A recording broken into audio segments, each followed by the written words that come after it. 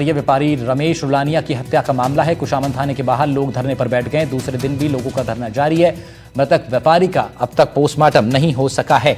धरने में शामिल कई कांग्रेस नेता हुए हैं। गैंगस्टर रोहित गोदारा के गुर्गे पर हत्या का आरोप लगाया। आपको बता दें, एक व्यापारी जिनका नाम रमेश रुलानिया था, उनकी हत्या जिम के अंदर घुस करके कर दी गई थी। आरोप इसमें सीधा रोहित गोदारा गैंग पर लगा और रोहित गोदारा गैंग ने इस वारदात की जिम्मेदारी भी सोशल मीडिया पोस्ट के जरिए ले ली थी।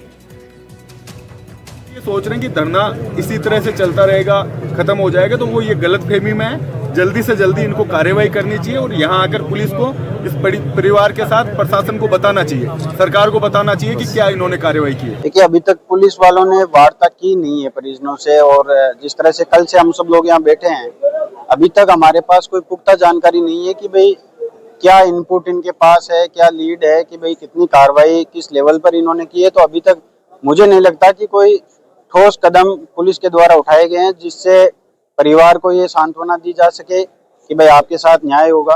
और जिस तरह का कल से हम लोग देख रहे हैं कि बड़े आला अधिकारी भी यहाँ मौजूद हैं, लेकिन अब तक कोई मजबूत कोई ठोस कदम मुझे नहीं लगता कि उठाए गए। कुचामन में कल की घटना जो दिल दहलाने वाली घटना हो गई, और ये घटना और ये न्यूज जो है राजस्थान की नहीं बल्कि पूरे देश के फ्रंट की न्यूज बन गई आज। जहां पर भी जो भी चैनल देखो, जो भी न्यूज़पेपर देखो, सब में प्रमुखता से इस न्यूज को छापा गया है।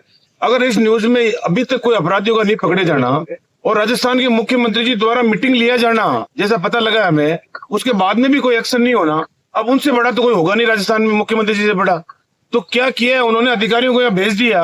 अधिकारियों ने क्या किया है? इतनी बड़ी संख्या के अंदर लोग यहाँ आ रहे हैं और ये अभी इसको हल्के में ले रहे हैं। हमने कल भी कहा था, और अगर और हल्के में ले रहे हैं तो ये उनकी बहुत बड़ी गलतफहमी होगी। सरकार को अगर यहाँ पर भी कोई आंख नहीं खुल रही है सरकार की, तो सरकार को ये दिन आज का जो होगा इसके लिए बार बार सोचना पड़ेगा। ज़हीर अब्बास उस्मानी हमारे संवाददाता लाइव जुड़ रहे हैं हमारे साथ इस खबर पर। ज़्यादा जानकारी के साथ उनका रुख कर लेते हैं। ज़हीर, ये मामला थमने की जगह अब और बढ़ता जा रहा है। आज भी बाजार बंद रहे और अब तमाम राजनीतिक शख्सियतों की भी मौजूदगी की बात सामने आ रही है। क्या कुछ अपडेट है इस पूरे प्रकरण पर और कौन कौन बड़ा नेता अभी पहुंचा है?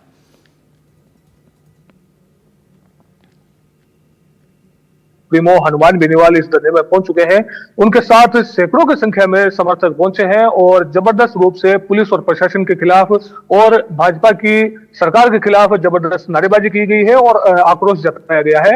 और साथ ही मांग की गई है कि इस घटना में लिप्त सभी आरोपियों को जल्द से जल्द गिरफ्तार किया जाए और उन पर कड़ी कानूनी कार्रवाई की जाए। अभी हनुमान बेनीवाल का संबोधन चल रहा है और उन्होंने सरकार के साथ ही पुलिस प्रशासन को भी आड़े हाथों लिया है। उनका कहना है कि जो रमेश रुलानिया जो व्यापारी थे, वे किसान के बेटे थे और अपनी मेहनत से उन्होंने ये मुकाम हासिल किया था, लेकिन बदमाशों ने उनसे रंगदारी मांगने का उन्होंने प्रयास किया, लेकिन जब उन्होंने रंगदारी नहीं चुकाई तो उन्होंने उनकी हत्या कर दी। तो ये कि कानून व्यवस्था पर एक बड़ा सवाल है। क्या हनुमान बेनीवाल, क्या ये कंफर्म है ज़हीर आपकी तरफ से कि हनुमान बेनीवाल धरना स्थल पर पहुंच गए? जी बिल्कुल, देखिए हनुमान बेनीवाल धरना स्थल पर पहुंच चुके हैं। अभी लगभग 10 मिनट पहले ही वो पहुंचे हैं। उनके साथ सैकड़ों की संख्या में समर्थक पहुंचे हैं। उन्होंने सीधे तौर पर भाजपा की सरकार को इस मामले में आड़ो हाथों लिया। उनका कहना है कि भाजपा सरकार के ढिलाई और पुलिस प्रशासन के लचर रवैये के कारण ही गैंगस्टर और अपराधी दिनों दिन पनप रहे हैं और अपराध दिनों दिन बढ़ता जा रहा है और खास करके किसान वर्ग के जो लोग हैं उनको निशाना बनाया जा रहा है। जी ठीक है, शुक्रिया ज़हीर आपका तमाम जानकारी के लिए।